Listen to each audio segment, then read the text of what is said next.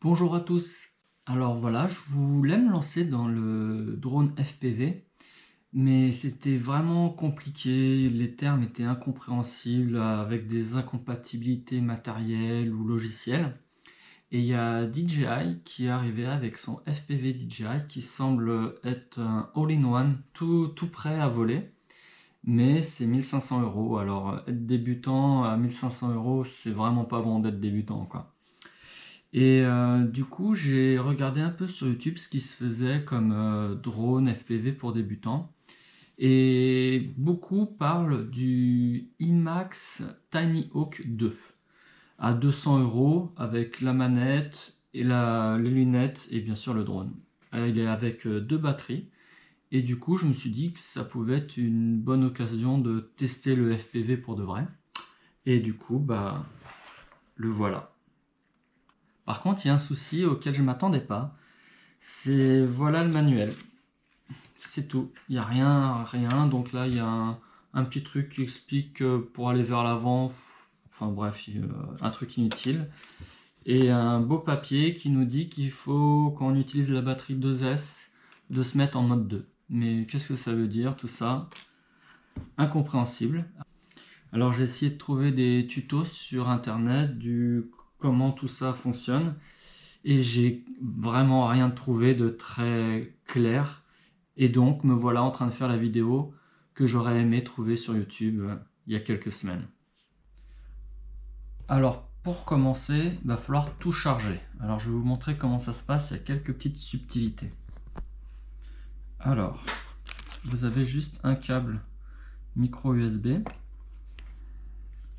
Alors pour le casque, vous avez une batterie. Et cette batterie, elle a un port micro USB ici. Et du coup, vous pourrez le charger sans problème. Pareil pour la télécommande. Vous avez un port USB ici. Facile.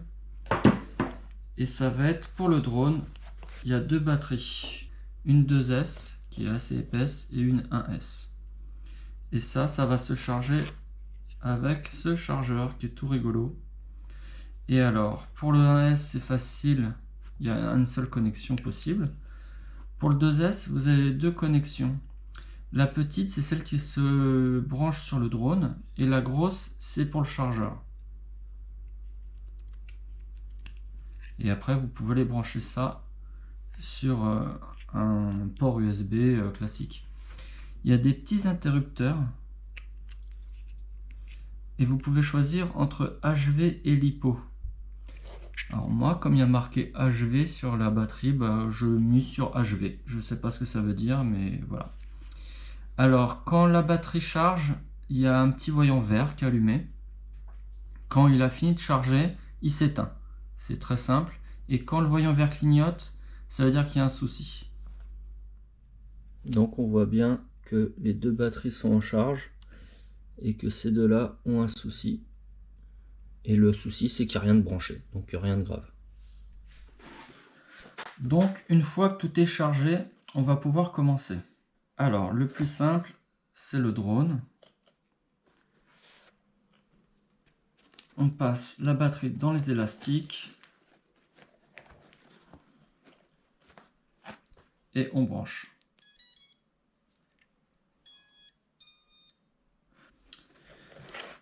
Pour la télécommande, il faut rester appuyé et voilà.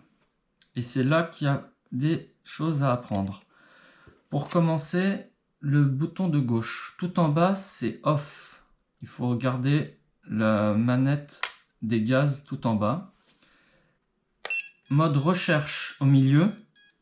Ça fait sonner le drone, très pratique.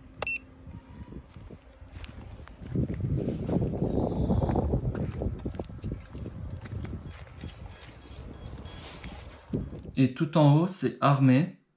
Je vais pas le faire parce qu'on est à l'intérieur, ça va pas être évident.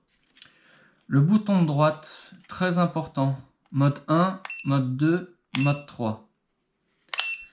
Alors le mode 1, c'est le mode débutant, où même si on va à fond, vers l'avant ou autre, il garde une certaine pente assez légère.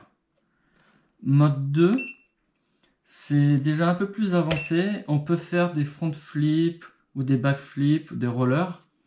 Mais quand on va relâcher les gaz, il va se restabiliser.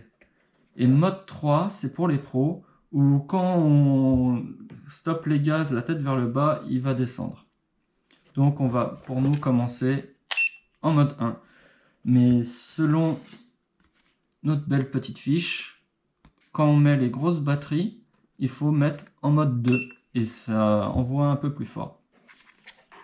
Concernant le masque, du coup on a la batterie qui vient se mettre à l'arrière et on branche ici. Il y a un petit ventilateur qui se met en route avec un petit bruit désagréable, c'est pour l'anti-buée à l'intérieur. Au niveau des antennes, j'ai cru comprendre qu'il fallait en mettre une droite et une sur le côté. Et pour le paramètre, tout est déjà frais et on a déjà le drone qui est paramétré. Donc pour les 3 modes, vous pouvez voir en stabilisé. Stabilisé, c'est pour le mode 1, le mode débutant. Quand on passe au deuxième mode, c'est OR. Je ne sais pas ce que ça signifie, mais on peut faire des loopings. Et mode 3, R, c'est pour les pros. Voilà, débutant, stabilisé. Voilà, on va pouvoir se lancer. La vidéo est déjà assez longue comme ça, donc je vais m'arrêter là pour aujourd'hui. Je vous refais une vidéo la semaine prochaine avec les conditions en vol, comment on peut essayer d'améliorer quelques petites choses. Et n'hésitez pas dans les commentaires à mettre des questions et tout ça. À la semaine prochaine!